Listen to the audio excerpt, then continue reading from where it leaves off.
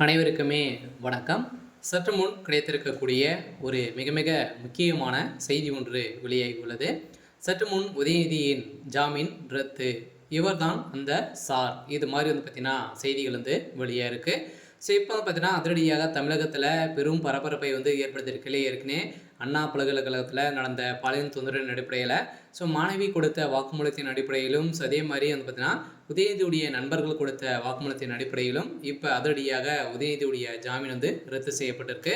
சில ஏற்கனவே அண்ணா பல்கலைக்கழகத்தில் நடந்த பாலியல் தொந்தரவின் அடிப்படையில் உதயநிதி மீது வழக்குப்பதிவு செஞ்சுருந்தாங்க. இந்த வழக்குப்பதிவின் அடிப்படையில் தான் இப்போ உதயநிதியுடைய முன்ஜாமீன் ரத்து செய்ய போகிறதாக தகவல் வெளியிற்கு வருகின்ற 20ஆம் தேதி பார்த்தீங்கன்னா அவருடைய வழக்கு வரப்போகுது. ஸோ இந்த நிலையில் தான் உதயநிதியுடைய கதை ஒட்டுமொத்தமாக முடிய போகுது. ஸோ இந்த அண்ணா பல்கலைக்கழகத்தில் நடந்த பாலியல் தொந்தரவின் அடிப்படையில் இவர் தான் அந்த சார் அப்படின்ற மாதிரி மறைமுகமாகவே இருந்திருந்த நிலையில் தான் இப்போ உதயநிதி தான் அந்த சார் அப்படின்ற மாதிரி இப்போ தகவல் வெளியாகி வருது. ஸோ இதை பற்றி இந்த வீடியோவில் நம்ம முழுமையாக பார்க்கலாம். ஸோ அதுக்கு முன்னாடி நம்ம சேனலுக்கு இப்போ தான் நீங்கள் முதல் முறையாக வந்திருக்கீங்க அப்படின்னா மறக்காமல் நம்மளுடைய சேனலை சப்ஸ்கிரைப் பண்ணி சப்போர்ட் பண்ணுங்கள். ஸோ வாங்க வீடியோக்குள்ளே போகலாம். ஸோ பார்த்தீங்கன்னா ஏற்கனவே உதயநிதி ஸ்டாலின் துணை முதல்வர் ஆனதுலேருந்தே ஒரு மிகப்பெரிய பிரச்சனைகள் சிக்கியிருக்கார் இல்லையா. ஸோ எங்கே பார்த்தா அவருடைய வாய்க்கொழுப்பாலே ஸோ அவருடைய திமுகவுடைய தலைமையகத்தையும் பார்த்தீங்கன்னா கலைக்கக்கூடிய அளவுக்கு இப்போ சம்பவம் மேலே சம்பவம் நடந்துகிட்டு இருக்குது. ஸோ இருந்தாலுமே இப்போ உதயநிதி ஸ்டாலின் அவர்கள் ஏற்கனவே அண்ணா பல்கலைக்கழகத்தில் நடந்த பாலியல் தொந்தரவின் அடிப்படையில் இதில் முக்கிய அமைச்சர்கள் சுப்பிரமணியன் அவர்களாம் பார்த்தீங்கன்னா சிக்கியிருந்தாங்க.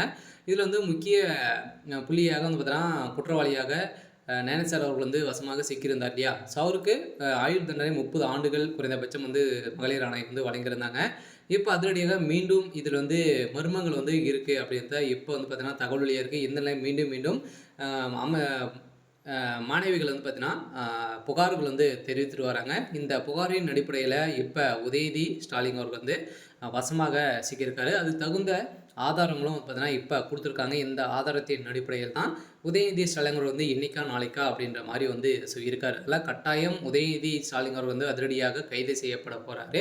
சில இது உறுதியாக ஆனது பார்த்தீங்கன்னா இவர் தான் அந்த சார் அப்படின்ற மாதிரி மாணவி கொடுத்த வாக்குமூலத்தின் அடிப்படையில் உதயநிதியுடைய கதை இப்போ ஒட்டுமொத்தமாக முடிய போகுது. சில திமுகவுடைய தலைமையகத்திலே பெரும் அதிர்ச்சியை அளிச்சிருக்கு இல்லையா.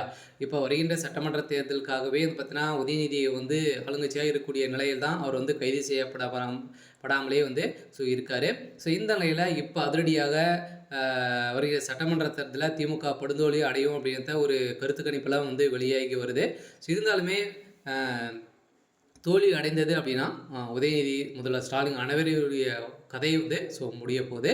இருந்தாலும் இப்போ இந்த வழக்கின் அடிப்படையில் சதுரடியாக உதயநிதியுடைய ஜாமீன் ரத்து செய்யப்பட்டிருக்காங்க. அதில் சிறைக்கு செல்வது உறுதி அப்படின்ற நிரூபணமாக இருக்குது. சரி, ஓகே. ஸோ இன்னைக்கான அப்டேட் இதுதான். ஸோ மறக்காமல் நம்மளுடைய சேனலை சப்ஸ்கிரைப் பண்ணி சப்போர்ட் பண்ணுங்கள். தேங்க்யூ.